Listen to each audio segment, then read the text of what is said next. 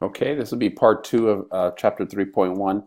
And so now we're going to look at addition in a few different ways here. And so when we think about addition, the first way we can think about addition is what's called the set model, meaning that what students do is they just look at the different sets. So 3 plus 2, they see 3 and 2, bring it together, do a union. That's why we talked about in chapter 2.1. Union that, and then you have a new set of 5 objects. And so that's a way that students begin to think about additions through the set model. And so if we think about it, the number of a plus b, and how you read that as a plus b, is called the sum. And so that's an important word. We've used that word. The sum is the result of adding two numbers. And those numbers are called addends or summons. And so again, that's the formal language.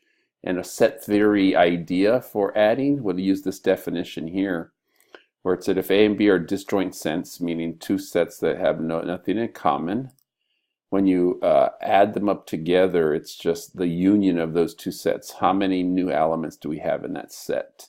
And so you can recall we had used this notation to count the number of elements in a set. So you would go ahead and look at this definition here. The number of elements in A plus the number of elements in B is equal to the number of elements in A union B. And again, that's the formal language, but that's what students do when they're first adding. They just group things together. And so for example here, use the definition of addition to compute 4 plus 5. You're really unionizing, right? You're really putting together this 4 with this set of 5, and that equals a set of 9 when you put that together. So the number of elements in the set is 9. An important word again, binary. We call addition a binary operation, right? We use that word operation. It's a mathematical word we use to describe multiplication, addition, subtraction, because we're actually kind of like operating on the numbers to produce a new number. And so multiplication is another example of binary operation, right? And so keep that terminology in mind in terms of how we view that. There's another way we can view addition is through the measurement model. And measurement model we talked about slightly before, but what we're looking at here now, measurement model is kind of like on a number line. And so the way we see 3 plus 4 is actually moving on a number line over 3 and then over 4 more. And then where your resulting location is your sum.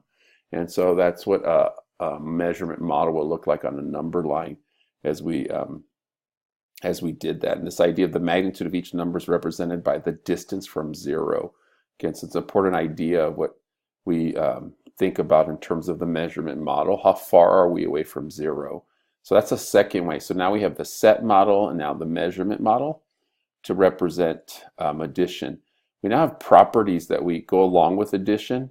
And we talk about this again in this chapter, this idea of now that we have these numbers and we have operations to do things on these numbers, there's certain rules that emerge.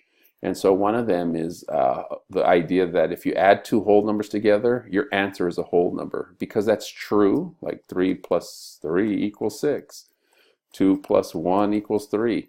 Because when you add two numbers together and you get a whole number, add two whole numbers together to get a whole number, because that always happens, we give that a property that's called the closure property.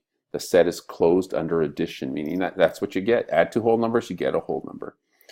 Another idea is what's called the commutative property. And you've seen this in algebra, but for numbers, it's just the idea that 3 plus 2 is equal to 2 plus 3. It takes a long time for students to kind of understand that. They don't memorize it at the beginning. They have to discover that when they see 3 sets plus 2 sets equals 2 sets plus 3 sets. You get the same idea, the same number. There's other properties that we're going to talk about in this class. One is the associative property, meaning that as you add up the three numbers, if you're adding three numbers up, it doesn't matter the order of how you add those numbers. So associative property works for whole number addition. So take a look at that again. No matter what three numbers you add up, you can add them up in any order. That's for addition, and that is called the associative property.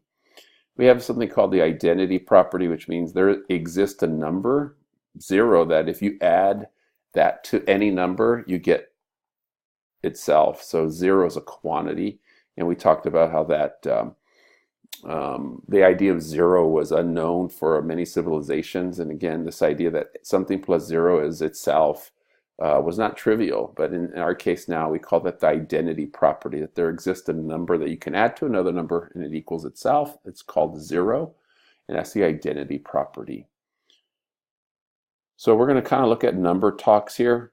A little bit, go back to our number talks, and there's many ways there's thinking strategies students use to add to numbers when we demonstrate on our number talk.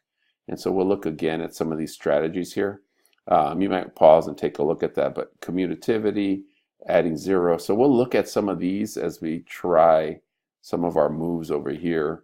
And so when students are learning their addition problems, they want to also have some of these in mind. So let's end this part 2 by looking at some thinking strategies for that. So do these before I put something, pause, and then go ahead and do these.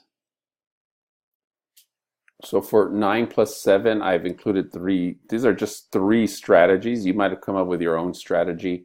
2 plus 7, right? So I grouped that together as your 9, and then I have these doubles here. 7 plus 7 is 14, plus 2 is 16. Here I could say I'm going to give 1 of the 10, subtract 1. That's called compensation, which we'll talk about in chapter 4. And on this one here, 6 plus 3 plus 7. So I'm kind of grouping this here to make 3 plus 7, which is 10, and then 10 plus 6 is 16. So those are some strategies there. Let's go ahead and look at this last example here. I'll pause, and then you can go ahead and try some, and I'll put the answers. Okay, and now here's some additional strategies for these 3. 42 plus 8, and then plus 10. I break up the 18, so that gives me 50 plus 10 is 60. I also saw it as 40 plus 10 plus 2 plus 8, again 60. On the second one here, I moved the 37 with the 13 there. So that gives me 50 plus 42, and that would equal 90. Sorry, 37 plus 13 is 50, plus 42 is 92. So just rearrange that, remembering the associativity property allowed me to add those up in any order. And then this one here, 51 plus 39, similar to our number talk, how I can regroup them. Move the 1 to the 9 gives me 40. 50 plus 40 is 90. I also see as 50 plus 30 plus 1 plus 9, again, it's 90. So these are all kind of different ways different thinking strategies that you want to encourage students, and I want you to develop. This leads you to what we call flexible thinking, number sense, or flexibility with numbers. But that's it for part 2.